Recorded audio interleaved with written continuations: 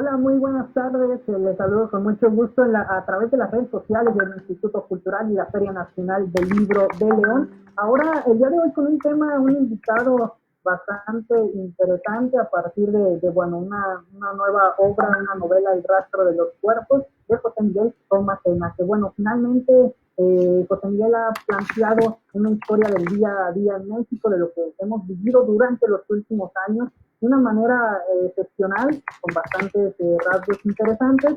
Y bueno, José Miguel, solamente si me permite repasar un poco del currículum: escritor, catedrático, investigador actualmente en Barcelona, y que bueno, parte de lo que entendemos en este libro es que también te toca esta mudanza, ¿no? Ya nos platicarás un poco y te saludo con mucho gusto. Hola, ¿qué tal, Oscar? Quiero agradecer mucho a la Feria del Libro de León, que es una ciudad a la que le tengo muchísimo cariño, porque ahí crecí en mi juventud, ahí tengo una familia, tengo amigos, y me hubiera gustado mucho estar ahí, pero pues, por circunstancias obvias no puedo, pero entonces, es una maravilla poder estar conectado ahora a través de la feria y también al mismo tiempo que me puedan escuchar y ver personas de otras partes del mundo. Es realmente signo de nuestros tiempos.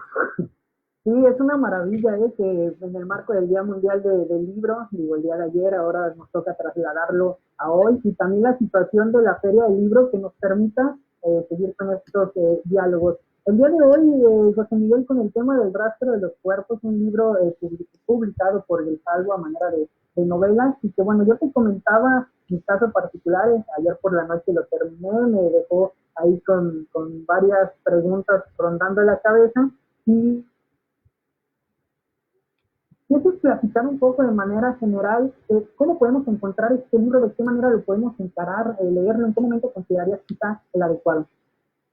Bueno, un poco contar un poco de dónde surgió el libro. Es un libro que yo escribí, digamos, a partir de una experiencia de, es decir, de hartazgo de esa situación de violencia generalizada que vivimos en México, y particularmente con el tema de la desaparición de personas y la impunidad.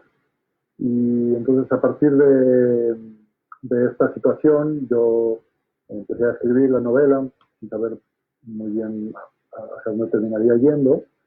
Y luego también me interesaba ya como escritor probar una voz que fuera distinta a mis novelas anteriores, a mis cuentos. Mi novela anterior, que se llama La caída de Cobra, está contada como desde un narrador muy a tercera persona, muy distante. Aquí yo quería jugar con un narrador en primera persona muy involucrado directamente en la historia, y entonces también ese era como otro reto que yo como escritor quería plantearme. Y bueno, la novela pues tal cual cuenta la historia de una periodista que se llama Tania Vázquez, que empieza a involucrar en la cuestión de la documentación de el drama que viven las familias de desaparecidos.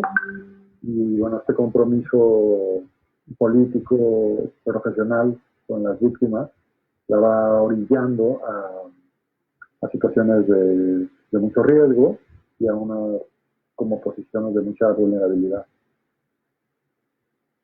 Que me parece lo podemos leer desde el punto de vista del periodista, de la pareja sentimental de la periodista de Tania Vázquez, como bien lo comentas, pero también obviamente desde el punto de vista de los desaparecidos y de las familias de los desaparecidos, ¿no? Me parece que ahí va gran importancia de esta novela, José Miguel, agarrar estos cuatro ángulos principalmente, que bueno, lo que envuelve a fin de cuentas en un todo. No sé si lo veas así y qué tan complicado también fue plantearlo de esta forma.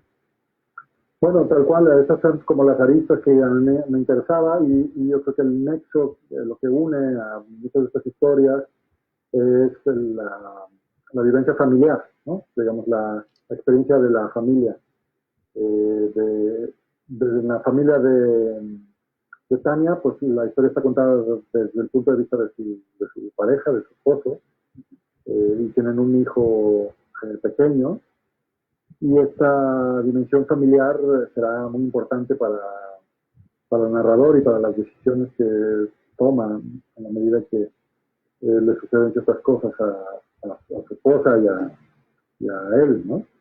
Y este es el mismo vínculo que hace tan fuerte el compromiso, digamos, ético, político de los familiares de desaparecidos por buscar a sus hijos y a sus hijas desaparecidos, ¿no? Finalmente es el tema de la condición de ser padres y de ser hijos, o de ser familiares en última instancia, lo que une a todos estos personajes. A mí me interesaba mucho este tema, pero desde dentro de un hogar, es decir, cómo se vive eh, estas cosas desde la perspectiva de las familias, que son pues, principalmente las que padecen y las que en muchas ocasiones llevan adelante búsquedas heroicas.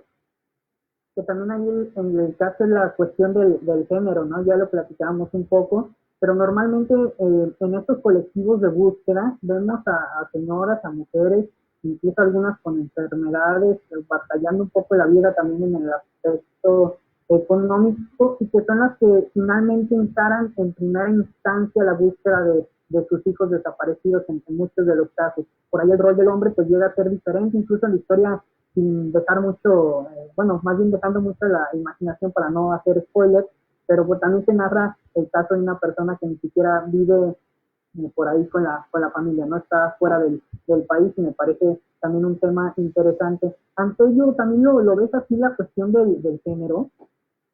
Claro, a mí ese es un asunto que me interesa mucho porque en los últimos años lo que he visto yo es que las que sacan adelante muchas situaciones, las más críticas, sacan adelante las familias, las que sacan adelante la búsqueda, son las mujeres.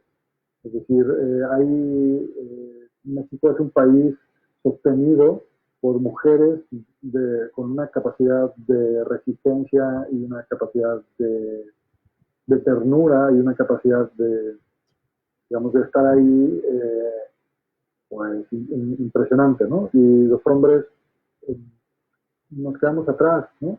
Muchas veces yo creo que por taras machistas, evidentemente, como límites que nos hemos impuesto también desde nuestra situación de privilegio, pero son las mujeres las que están adelante y también muchas periodistas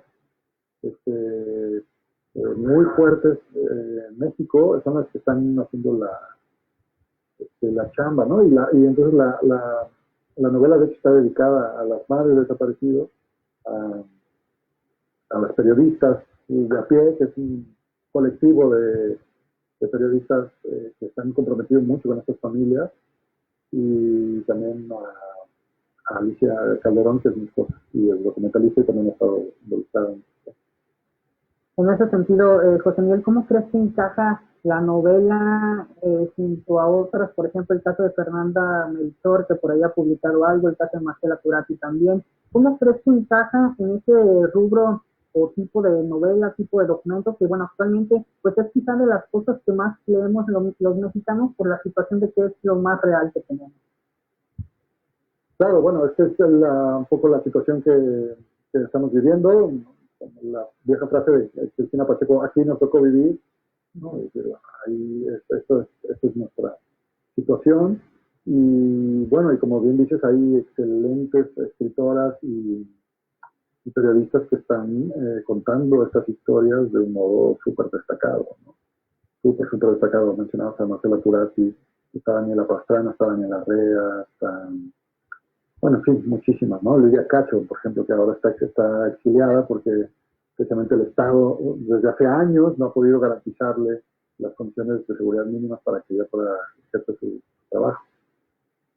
Claro, es un tema bastante complicado esta situación, pero que bueno, es un tema también que forma parte de la realidad del día a día en México. En la cuestión de la narración, pues también sería importante quizá que las personas que nos siguen, que nos van escribiendo a través de redes sociales, si conozcan a lo mejor un poco cómo es el hecho de llevar una historia que empieza a ser contada incluso como desde el corazón hasta la parte prácticamente literal del cierre, se complica básicamente todo y es un tanto más complicado, incluso como narrador, quiero suponerlo, plasmarlo, ¿no? ¿Qué tan complicado fue? ¿Cómo fue ese proceso?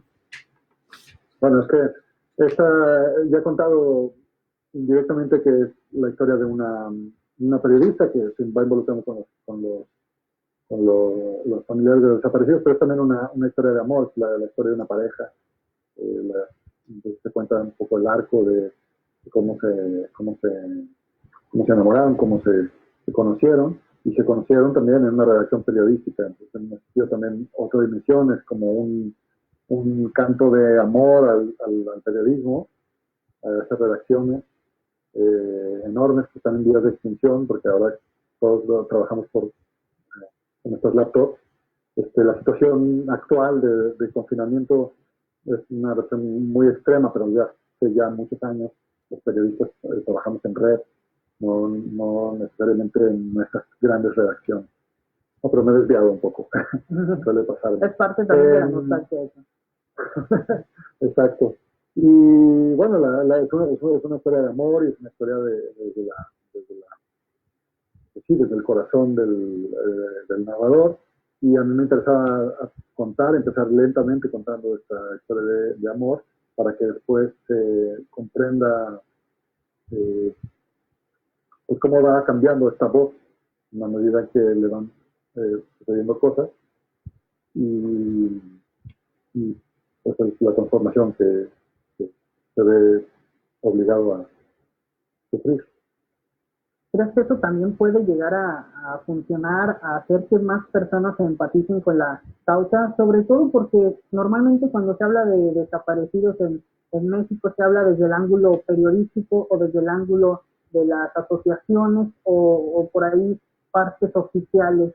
Son partes totalmente rectas que van directo a lo que se va a informar, a lo que se va a decir, pero no hay quizá algún rasgo mayor de empatía para con las personas que realmente están sufriendo la situación. ¿Crees que estas narraciones, crees que esta forma de novela, junto con las que ya hemos mencionado, junto con los trabajos de algunos otros compañeros, escritores, colegas y demás, crees que puedan abonarle a que realmente un país pueda empatizar, pueda acercarse a conocer mayormente la causa? Porque lo cierto es que, bueno, no le pasa a los millones de personas que vivimos en México, pero sí es una gran cantidad. ¿Crees que se puede generar también parte de esa empatía a través de ello?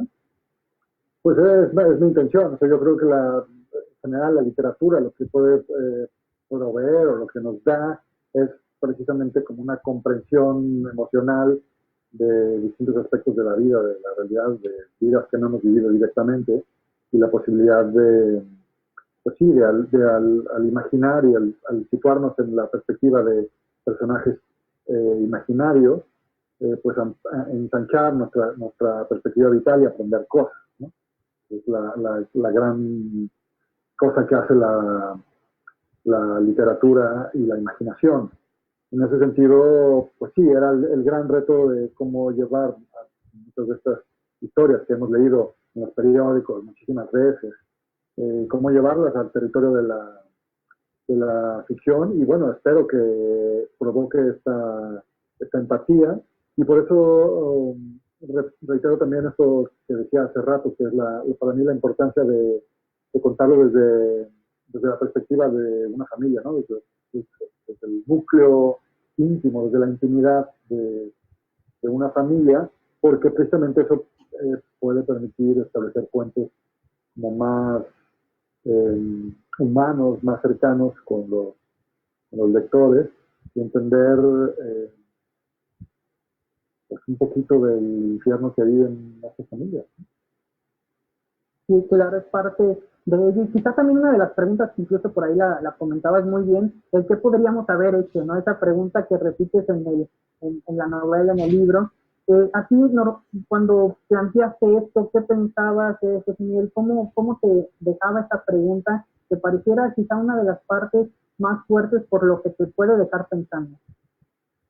Bueno, esta pregunta la podría contestar como en dos niveles, ¿no? Una es el qué podría haber pasado, es el motor de la ficción, ¿no? O sea, cuando uno vive una situación y empieza a imaginar posibilidades, si tal persona hubiera hecho esto o las personas hubieran sido de esta u otra manera, uno empieza a ficcionalizar la historia, y ese es el motor tal cual de la ficción, es lo que hace todo novelista.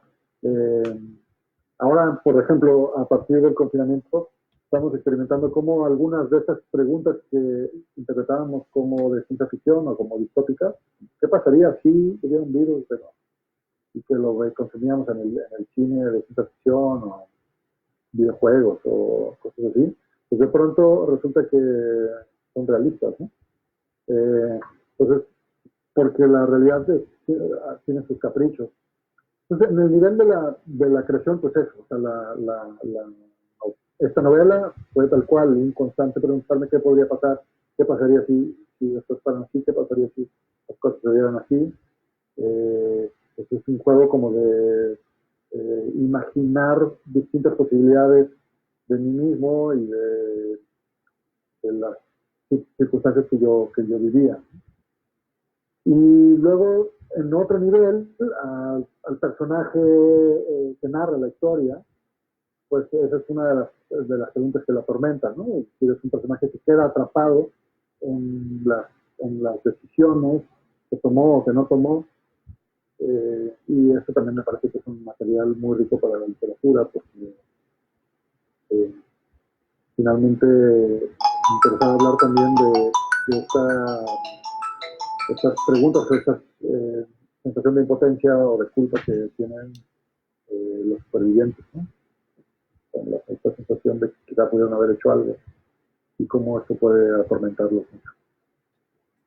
Que por ahí al inicio del libro incluso mencionas parte de ello con el caso de las personas que bajan, ¿no?, al túnel y no sale uno, no sale otro más, hasta que realmente alguien piensa por qué no sale, ¿no? Es un poco el ejercicio enfocado a la misma pregunta.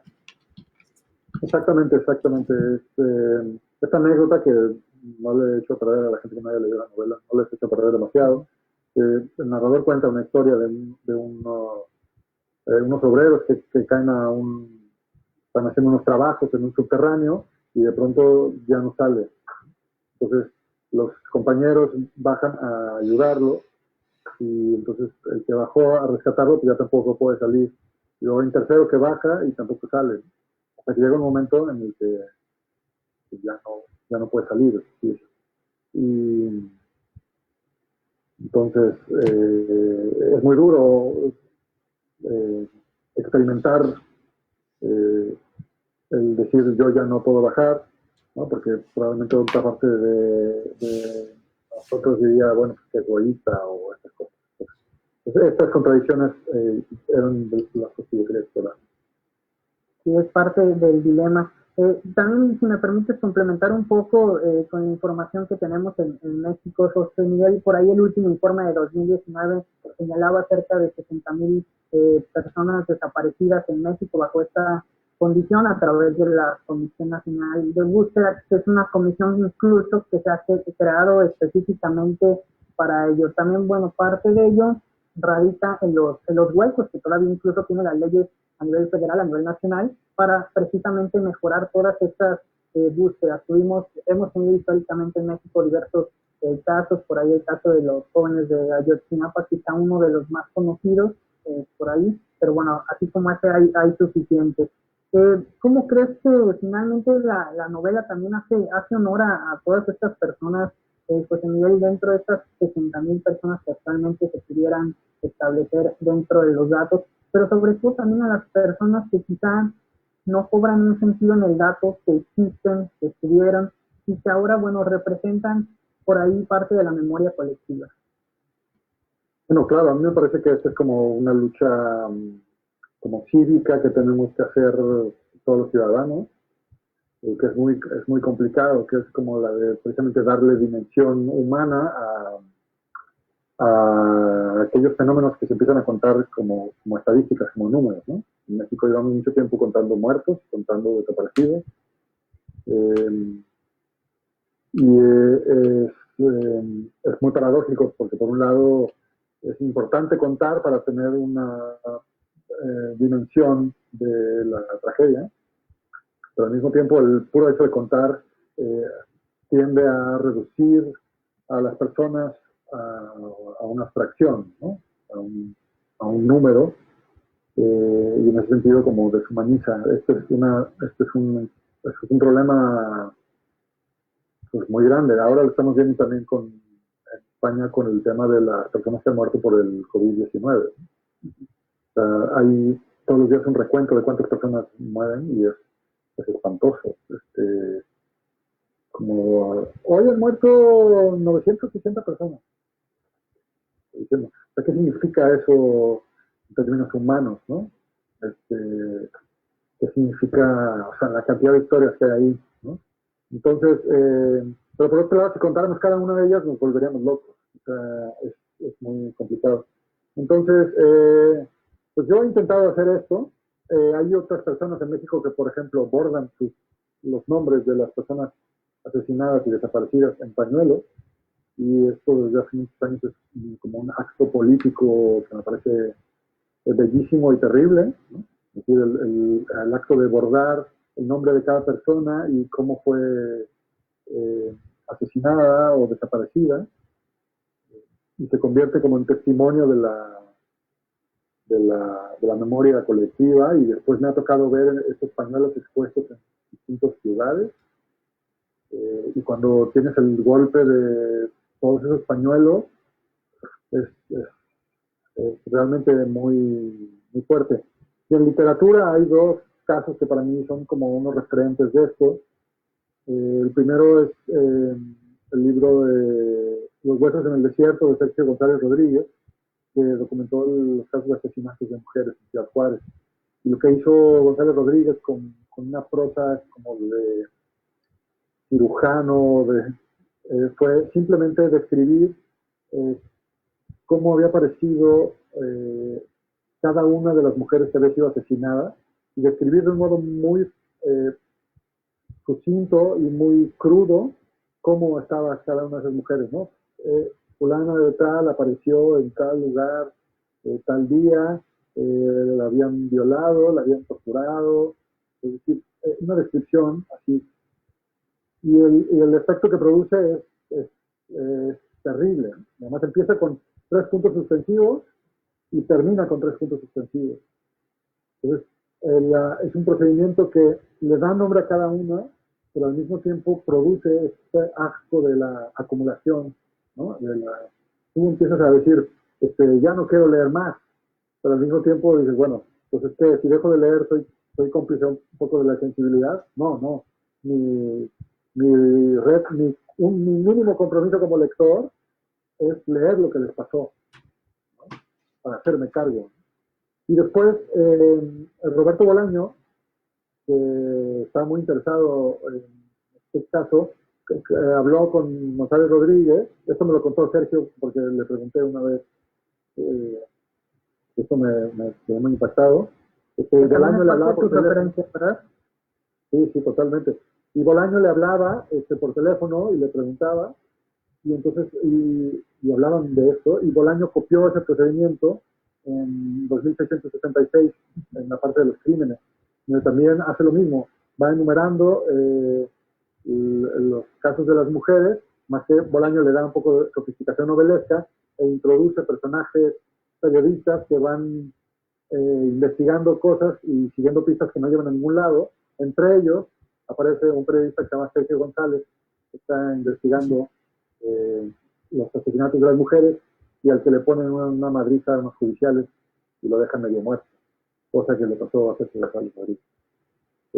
Estos son para mí la cima literaria de cómo tratar este tema. Y bueno, yo no he usado este procedimiento en esta novela, pero para mí son como los faros, ¿no? Que precisamente justo te iba a preguntar relacionado a ello, no lo utilizas como tal, pero sí hay por lo menos cuento 2 o 3 párrafos donde la descripción es muy, muy punzocortante, ¿no? La parte inicial sobre un tema que pareciera que no va a llevar ninguna relación a la segunda parte, por decirlo, de la novela, pero que al final termina siendo parte de un simbolismo, ¿no? Esa me parece una de ellas, y otra por ahí a mediados del libro. Buscabas también hacerlo así de descriptivo, José Miguel, y tomar esos aspectos, narrarlos como tal, para precisamente propiciar incluso hasta cierto repulsión, hasta cierto acto de decir, bueno, no quiero ser parte de lo mismo, voy a seguir leyendo, esperando que la historia mejore un poco. Bueno, gracias porque si tú dices que has sentido eso, para mí eso se ha cumplido. Este, es un poco lo que busco, o sea, lo que a mí no me interesa la prosa que se regordea como en detalles o con florituras, ¿no? Quizá por mi formación también como periodista y también me interesan los escritores que van directo a lo que van, que tienen una economía de las frases muy precisa, que tienen una musicalidad incluso muy precisa y que van a matar, ¿no? O sea, a mí eso este, me interesa muchísimo, o sea, bueno, para hablar de algunos referentes, o sea, me interesa mucho Cormac McCarthy, por ejemplo, que es un narrador que me interesa muchísimo y que también trata la violencia, que trata estas cosas y va a lo que va y sin piedad, ¿no? Eh, eh, entonces, bueno, si tú dices que eso sucedió, me da mucho gusto. Eh, también como he trabajado como periodista y como editor muchos años, tengo también como este tipo de borrar todo lo que no, todas las palabras que no sirvan, ¿no? O sea, lo que no funciona para afuera. Oye, que precisamente no sé si nos pudieses contar también un poco qué tanto influye esta formación previa de periodista para ahora con la novela, considerando de que, bueno, los personajes principales de la novela son periodistas, ¿no? Quizá uno en su momento llega a sentir eso, narras un miedo muy particular de joven, ya sobre el cierre narras un miedo muy particular, que también te deja pensando, y si yo soy así, y si hay cosas de mí en él o viceversa, realmente qué tanto te influyó haberlo plasmado así bueno, hacerlo de esta forma. Bueno, directamente no, o sea, no soy tan consciente como de qué tanto mi trabajo como periodista influyó, pero como te decía yo, definitivamente yo creo que esta formación, esta obsesión, sobre todo el trabajo como editor, ¿no? Como de detectar cuando recibía un texto de algún colaborador, de algún reportero, detectar dónde estaba fallando, y qué había que quitar o qué había que incluir.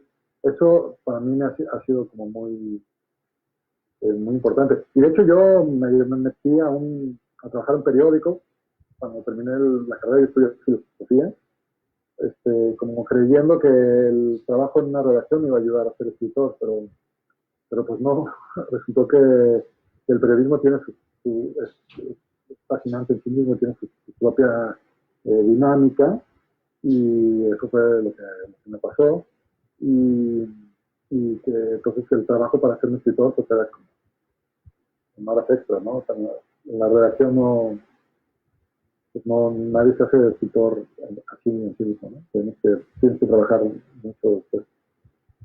Y quizá solamente te ayuda a soltar un poco, ¿no? Parte del... Exacto, exacto, ya no quejarte de que, ay, no sé qué, no, venga, tienes que entregar, y además siempre hay prisa, y tienes que hacerlo bien, y si tienes la suerte de tener editores buenos como yo tuve, eh, que te digan, a ver, ven, esto, pues, no, pues, ¿no? Vuelve a escribir, o la nota está mal, ¿no? Volteala, o sea, la nota la pusiste en el cuarto párrafo, ¿no? Entonces, este tipo de cosas que pueden ser muy importantes para, para aprender a escribir. Y bueno, no es ningún secreto, es decir, la historia de la literatura está llena de grandes autores que compaginaron su vocación con el periodismo y la ficción, o que lo tuvieron que dejar a tiempo antes de que eso los fastidiara, que Hemingway decía eso. Súper completa. Si me permite, José Miguel, por ahí te mandan felicitar, Lolis Resendiz, muchas felicidades, José Miguel, por su novela, te mando un abrazo, y Lourdes Gracias. Juárez también te menciona bienvenido, por ahí también la cuestión de la felicitación. También considerar un tema interesante que, bueno, leía por ahí, se da también esta novela en el lapso, en la parte de tu vida donde bueno, cambias de residencia, sales de México por un tiempo, y preguntarte también específicamente ante ello, ¿qué lectura le das? ¿Cómo lo ves ahora desde fuera? Si te sigue pareciendo quizá el hecho de haber comenzado la novela así, terminándola ahora donde estás viviendo, si te genera algún tipo de cambio, lo ves a lo mejor con mayor sensibilidad o cómo lo sientes. Bueno, yo la novela la había escrito prácticamente en México totalmente, digamos, el primer borrador, pero me faltaba cerrarla, ¿no? Digamos, yo estaba, digamos, el momento, digamos, emocional eh, que me guió durante toda la escritura, digamos, el núcleo de esa novela ya estaba escrito desde México, y fue por esta situación de hartazgo que yo experimentaba, por estar también muy cerca de estas realidades, por vivir con miedo, por sentir que nada cambiaba, ¿no? Una sensación coincidió con Ayotzinapa, ¿no? Una sensación de que el país es un infierno, básicamente, ¿no? Y que no se veía salida. Entonces, sí la terminé ya viviendo en Barcelona, y también la distancia creo que me ayudó para cerrarla, pero también desde acá yo creo que no la hubiera podido escribir así, porque sí está escrita con un momento como de mucha rabia, ¿no? De mucha impotencia. Y bueno, la distancia sí ayudó a cerrarla. La cuestión de los lugares la podemos tomar como una parte realista. Mencionas por ahí en un párrafo Cuébano o Campo. ¿Son lugares reales, pues, en nivel o solamente sirven para armar un poco de la novela? No, bueno, lo que yo intenté hacer en la novela en general es construir espejos, ¿no? A mí me interesaba borrar los referentes para tratar de llevar el texto un poco más allá del periodismo. O sea, como que el gran problema es que este tipo de historias las hemos leído muchas veces ya en los periódicos, las hemos escuchado en las noticias, y además parecen escritas como con un machote porque se repiten igual, ¿no? O sea, es lo que tiene la impunidad, es siempre lo mismo, ¿no? O sea, desaparece, nadie sabe qué, la familia va a la procuraduría, no le hacen caso, se la marean ahí 2, 3 días, se hacen pendejos a la familia, los funcionarios le sacan dinero, y luego nadie investiga nada porque o están coludidos o tienen miedo, ¿no? Es como la historia que hemos escuchado así como 100,000 veces.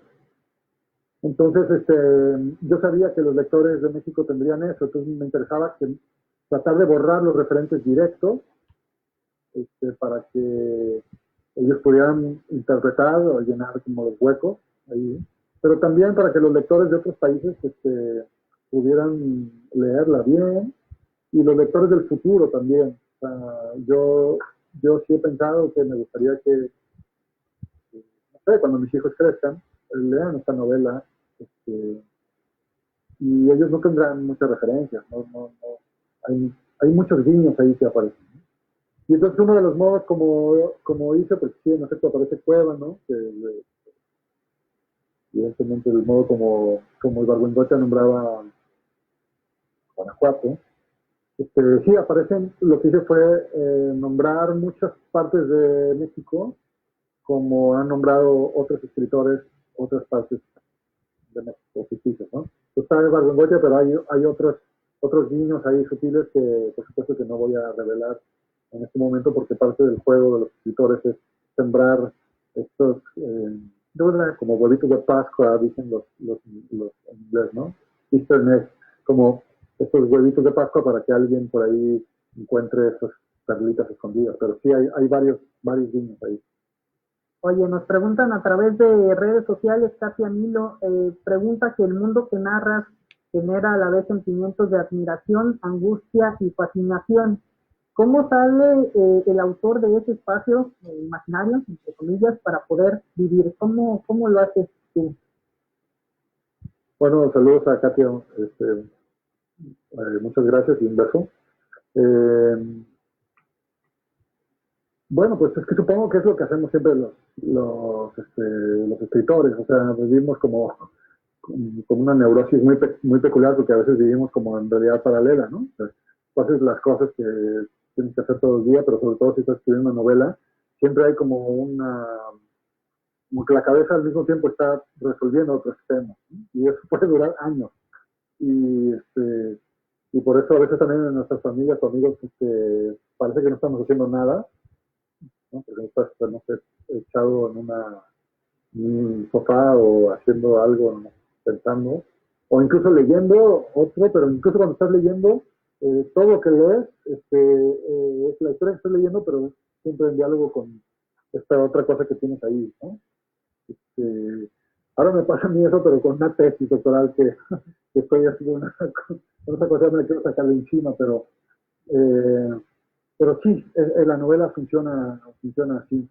Y, y en este caso, como el grueso de la novela, como decía hace rato, lo escribí en México, viviendo en México y viviendo cerca de las situaciones de desaparición y estos casos, más bien yo lo vivía como con una continuidad, porque estaba yo como muy así intoxicado de esta realidad, ¿no? Entonces, la novela funcionaba como esta cosa que está atrás de ahí, pero al mismo tiempo lo que vivía no era tan distinto.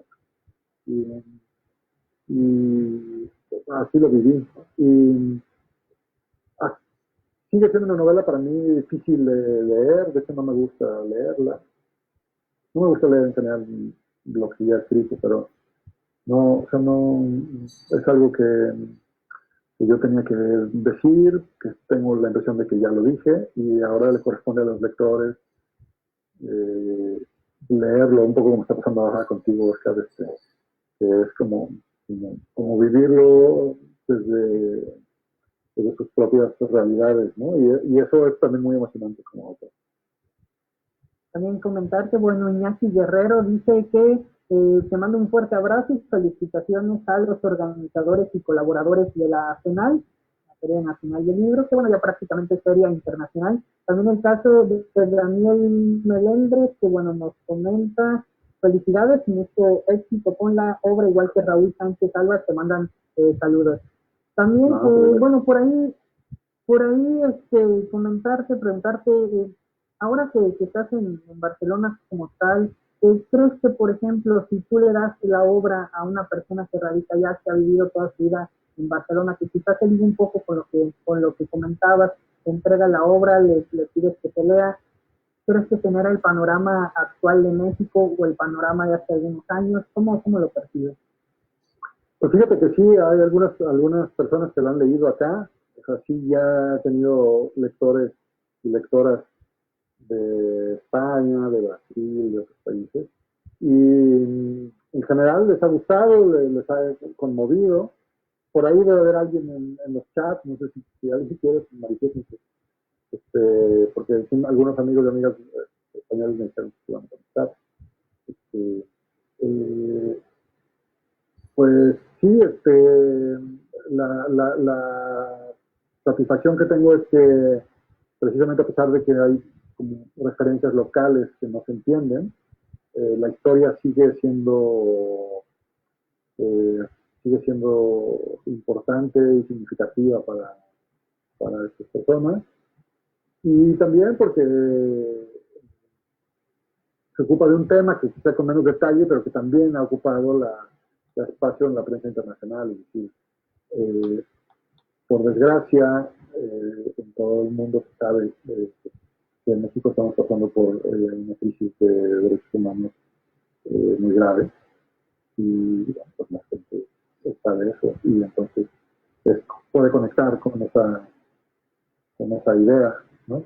A pesar de que muchos referentes no sé. Okay. Pues Miguel, nos quieren ir cerrando por cuestiones del tiempo. Por último, solamente para no dejarlo en el aire, me gustaría que nos contaras un poco cómo podría encajar esta novela con la situación ahora también de los booktubers, ¿no? Que has trabajado últimamente, cómo podría encajar, sobre todo también por el hecho de tomarla a futuro, ¿no? Son nuevas metodologías de lectura, de adentrarse en la novela particularmente, y también, bueno, que nos cuentes finalmente detalles que puede encontrar de manera física en México y también de manera digital, ¿verdad? Sí, bueno, la novela está ya en librerías comerciales de hace varios meses, se puede pedir. Ahora en las condiciones de confinamiento supongo que hay algunas librerías que están enviando a domicilio. No lo sé, la verdad, pero investiguen, se pueden pedir. Y también circula el ebook en España y en el resto del mundo. Digo España porque aquí es donde vivo.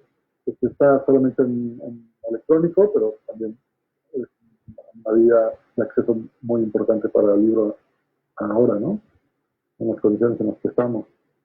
De modo que si esto ayuda también a que el libro llegue a más personas, pues encantado.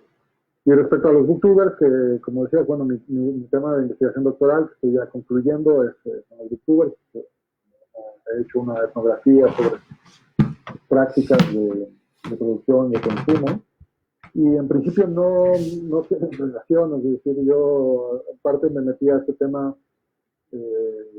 también un poco como para darme un respiro respecto a los otros temas en los que había estado metido y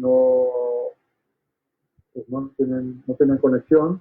Eh, y bueno, me metí también porque me interesa muchísimo la forma como está cambiando las formas de leer, ¿no? Realmente los booktubers no son más que una manifestación de cómo las redes y los medios digitales están creando como nuevas hibridaciones en formas de leer y de compartir la lectura y de crear contenidos nuevos. Y eso me interesa muchísimo y no sé a dónde me lleve. Creo que en algún momento tocará, yo tengo algunas ideas de cómo la literatura y esta parte que he estudiado más como investigador se pueden cruzar, pero para eso tengo que buscar tiempo y sentarme a escribir. Ojalá así sea. Pues muchísimas gracias por todo, José Miguel. Te agradecemos mucho esta amplia explicación de la novela, del libro. Por último, Miriam Garnica también te manda a saludar y Héctor Sánchez te felicitar. Pues muchas gracias a todos los que están conectados, a todas. Y a ti también por la conversación, por las preguntas, por la lectura. Como decía hace rato, es muy, muy estimulante ver que mi novela ahí va viajando y va provocando estos diálogos súper gratificantes. Muchas gracias, José Miguel, y ojalá que bueno se tomen por ahí el tiempo de leer tu novela. Tiene rasgos muy característicos de nuestro México y qué mejor que hacerlo en esta época que bueno todavía tenemos bastante tiempo de confinamiento. Perfecto, pues muchas gracias. Gracias a todos y cuídense mucho y bueno, ánimo. Gracias, cuídense, hasta luego.